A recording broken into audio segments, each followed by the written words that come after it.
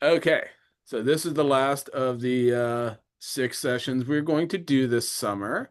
Even though it is the last one, if anyone ever has any questions about any of this stuff, that I'm here. You can reach out to me anytime, and I'm happy to talk about this stuff. I'm a nerd for this stuff, so it is all good. Um, so the first thing I want to talk a little bit about is help-seeking behaviors, which is one thing that people tend to not be very good at when they start college and something that is kind of essential for your academic success. Um, no one is dropped into college knowing all the things that they need to know about doing college. Some people seem more or less prepared for it, but nobody knows everything, and everyone can benefit from some of these things. Um,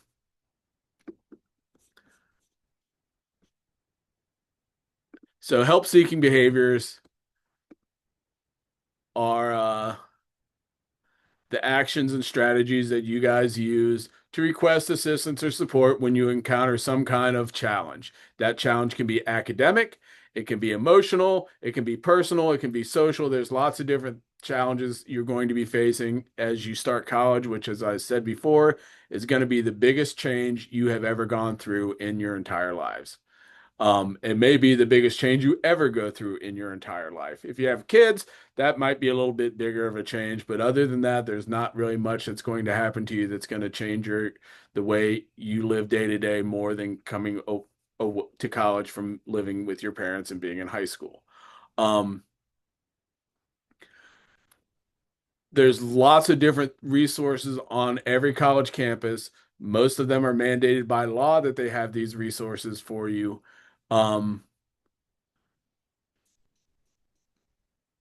and we'll go over a few of those. Every institution has different names for their departments and stuff, but they all have these things. Um, for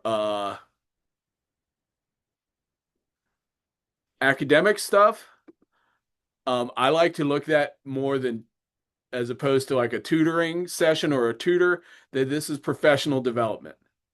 You're learning things that you need to be able to do to be successful in your professional lives, whatever that professional life, however you define that.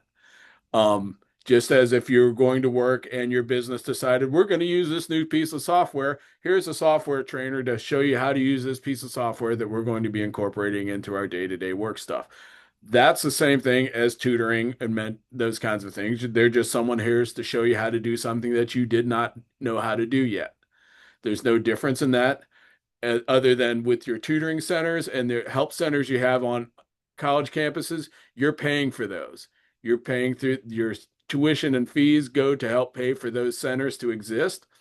So you're already paying for these services. So it's kind of foolish that if you need some help that you don't go there and use that help. So for academic stuff, every college campus by law, if you're accredited, certainly in the state of Virginia, you have to have some sort of a tutoring center. And finding out where that is. You may have multiple ones. You may have them broken down by subject matter, by department, but there will be tutoring centers there offering you tutoring assistance. Some of it's face to face, and your university likely also has a contract with a virtual tutor of some sort, whether it's a virtual human being or some sort of AI driven thing, whatever that may be. There is tutoring help. Um, the most underused source of help you can get from at your college are your professor's office hours. That's another thing by law. If you teach a 3 hour class in the state of Virginia, you have to have at least 1 hour a week set aside for office hours for students to come ask you questions. And you know what happens at professors' office hours? They usually sit there by themselves for an hour and nobody shows up. That person is the one teaching your class. They know more about what you need to know. They probably also have seen your work and know specifically what you are doing well and what maybe may be struggling with. So that's probably your first person I would go to help. Show up your professor's office hours. They will be happy to see you because they're usually pretty bored sitting in there by themselves with their mandated office hours. Sometimes they'll usually have Zoom office hours too, so you can zoom in and talk to them. But even before you go to a tutoring center, I highly recommend talking to your professor for a couple of reasons. First of all, you know, if that professor has seen in your work that you probably need help in this area, that area, they can point you in the right direction. You might approach them and say, I'm thinking of going to the tutoring center, so I can get the most out of this tutoring session. What should I be asking the tutor to help me with? And they can help yourself, talk to your tutor to get the help you need, the kind of help you need, more than just general stuff on the subject matter. Because if there's usually it's a specific thing that you're struggling with, and getting them to help you with that is probably a good idea. Um, and when you get to a tutor, finding one that you jive with, they usually have choices between different ones. If you find one tutor in one subject matter that you really jive with, use that person over and over again. Also, it's always good to have someone explain something to you a little differently than your professor did. And that's what a tutor can do. They can just give you a little different insight on how they see a subject matter, and that might click with you more than what your professor says, or maybe just in some, you listen to what your professor said about the topic and now what the tutor says, and between those two things, it starts to make more sense to you than it did with either one by itself. Um, and so that's why going to your professor first and getting some guidance on how you approach your tutor is probably a good idea. There's lots of other more informal ways you can get academic support. Study groups are a great one. Having a group of students, certainly within your major, you'll wind up in these cohorts where you see these same kids over and over again. Finding a study group with, for certainly for your more difficult classes, is a great idea. And have a group of kids that you meet with, maybe once a week to talk about what's going on in class, setting, you know, what are you doing to study for this, getting ideas from them, or showing them how you're doing something that you're having success with. And that give and take, especially if it's a study group where you trade places being the learner and the tutor, are great. Nothing you learn more fluidly and deeply than something you have to teach to somebody else. So that process of having to explain it to somebody in a study group is probably going to do more for your learning than almost anything else you do. Um, Finding a mentor, peer mentors or faculty mentors. There's going to be a professor that you really jive with, that you really like, and you think that you can learn a lot from them. Start going to their office hours when you're in class, even if you don't need help for something, to pick their brain about the stuff that's going on in class or possible career options out of college or things like that. Find people who can mentor you. And there's places where you can get peer mentors. There's probably a peer mentoring program at all of your universities and colleges that will have a formal process to, here's a junior student who will work with a freshman student and work with you for a couple of years while you're a freshman and sophomore. And then by the time you become a junior, hopefully you're ready to do that for somebody else. And there's all kinds of those programs.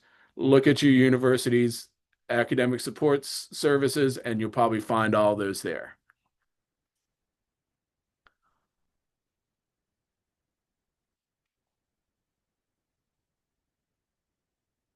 There's not only academic tutoring and help, there's all kinds of other personal support services. There's counseling centers if you're struggling with anxiety or depression, or just, struggling with fitting in a new environment. Counseling services are great. There's lots of peer support groups that you can go to. If you're a religious person, there's church-based ones. Also, clubs and peer social groups are a great place for that. Finding a bunch of like-minded people that are interested in the same kind of stuff as you is a great way to get, a friend group, a support group, and people that you can count and rely on. Um, and also, your universities will sponsor lots of different social events throughout the year. Go to those. That's a great place to meet new friends and people who are kind of into the same kinds of things you are. And the biggest issue with getting help is, when do you go for it? When do you ask some reach out for help? And why don't we do things? Um, Probably the biggest barrier from getting help is um, the stigma attached to feeling like, oh, I don't know how to do this thing, so you think you're dumb and you don't want to have to admit anyone that you're dumb, so you're not going to get help. When you're not dumb, you just have not had an opportunity to learn that thing before, and going to a tutor or a support system is the way you get to learn that. Um,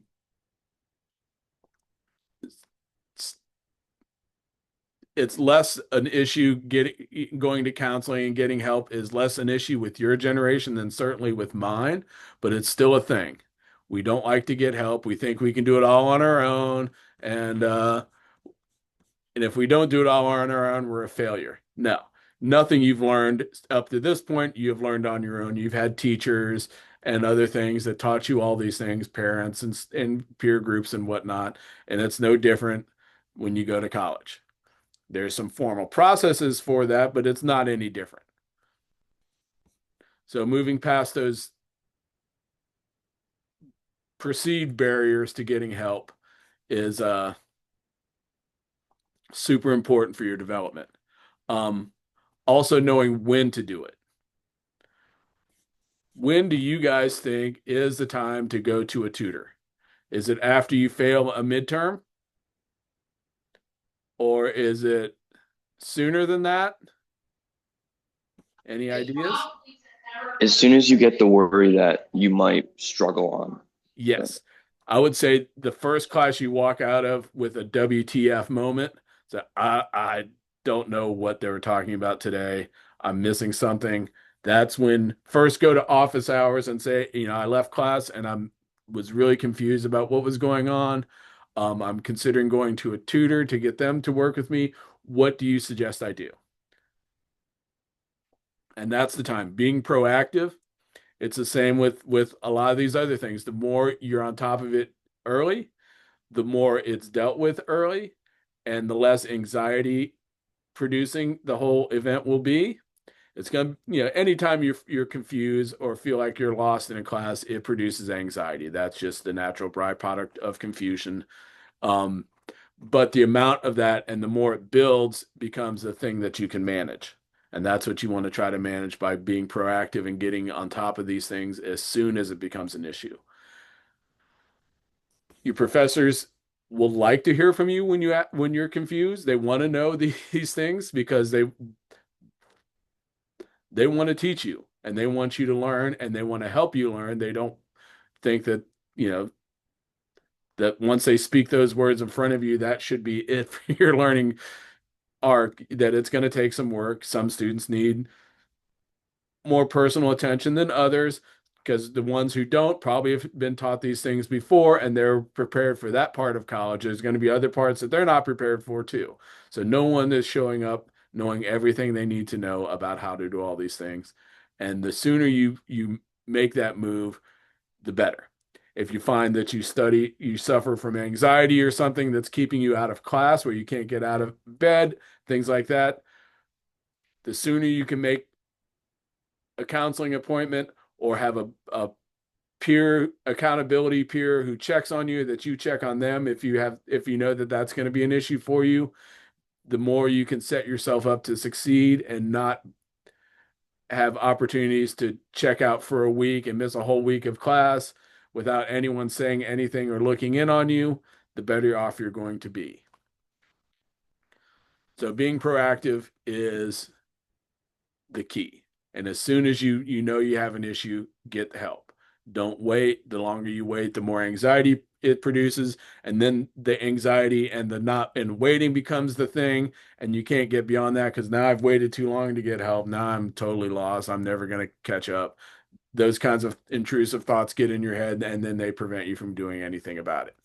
So act quickly and just know that you're not alone. And anytime you ask for help, there's lots of other people in that same boat as you, and that's okay. You know how I got through statistics? Robert, your mother. Yeah, I was about to say. Yeah, so had I not had that help, I would have had to gone to tutoring centers, but at least, that help was available and I took advantage of it because I knew that that was going to be a thing for me. Am I always good at seeking help? No, but having that awareness that the sooner you act on these things, the better off you will all be. And there's no one who's above getting help, and there's no one below helping somebody else. So that even if you think you memorize this thing, memorizing something is different than learning something. And even if you can recall the facts, if you're not really processing that on a deeper level, you're not really learning it. And that's where tutors can come in and help. So that's my spiel on getting help. Next, I wanted to talk a little bit about the 600-pound gorilla in every academic room, this guy, generative AI. And I'm probably not speaking to anyone who has never done any of these, who's never used AI, nor am I speaking to people who have used AI to cheat on papers, probably. Um, Using generative AI is something you can use to enhance your learning as opposed to replacing your learning. And you want to avoid things using AI where it's doing the heavy lifting for you.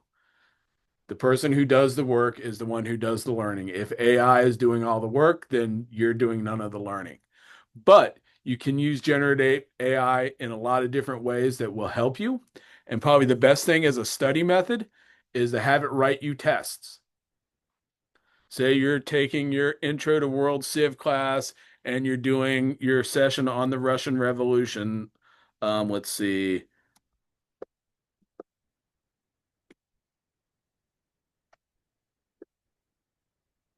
If I can spell.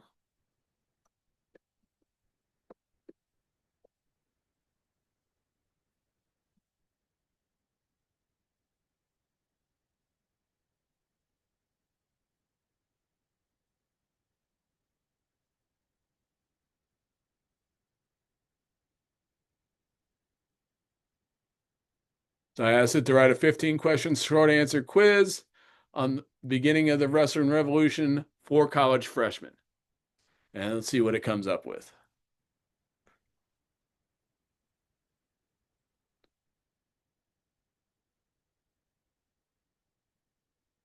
And it came up with a group of questions. And I did take a couple of Russian history classes, so it's not total unfamiliar zone. And that looks like those are pretty reasonable. But what you do with those, instead of just answering them from memory, take each question one by one and go through your notes and your textbooks and find the answers there. That process of searching for those answers is how you start to build those stronger neural pathways between that bit of information on whatever it was, whether it's Bloody Sunday or whatever it is you're looking up, and your processing centers where you can manipulate and make meaning of that information and use it in a reasonable way, certainly when you're being asked a question on it on a test. And the more you do things like that, the stronger your performance will be. Does that kind of make sense how that would work? Yes. For sure. And depending on your textbooks and how much of that stuff is in AI's database, you can write this question and then using, Pearson's blah, blah, blah text. And it might pull stuff straight from the subjects in that text. Or if it's a famous author through this book or whatever it is, you can make them specific that way too.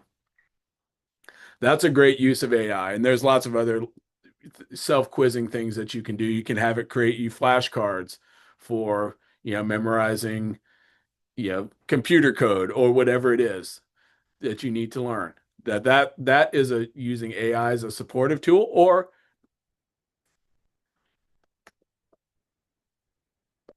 10 possible. Oh, let's see if I can type.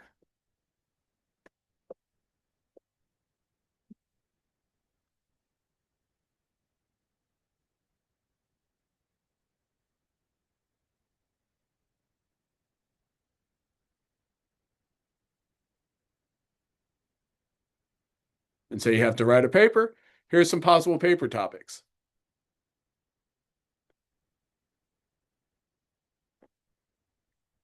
And then have you done all the work and all the readings, you'll have some knowledge of what these things are all about. And then you can start looking through, I'm interested in women's issues, so women in the Russian Revolution.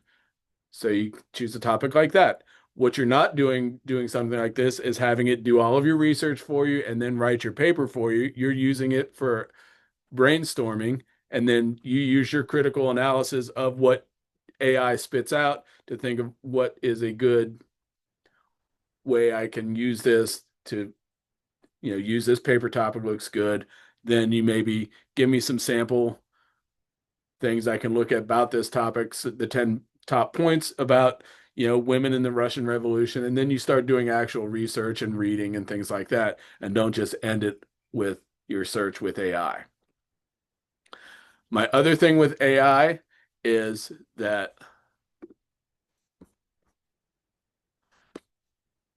AI uses a lot of energy. They're kind of environmental disasters. So using AI to draw a bunch of pictures of your cat dressed as, Julius Caesar is probably not the best ethical use of all that energy. So use AI when you need to use it or when there's a reason to use it, but just willy-nilly spending all day on Chat GPT, making it do things is using a lot of electricity and contributing to global warming, which we probably don't need to do so much of. And so I would be sparing in my use of AI, but when it's going to support your learning, it seems like a good thing to do. So does anyone have any questions about using AI? Has anyone used AI for any of these purposes before? No, Has anyone never used AI for anything before? essentially, yeah. Yeah. So, they're out there and they're, is, a part of life just as much as Google search engines were, when I was in grad school. But use it sparingly and use it wisely.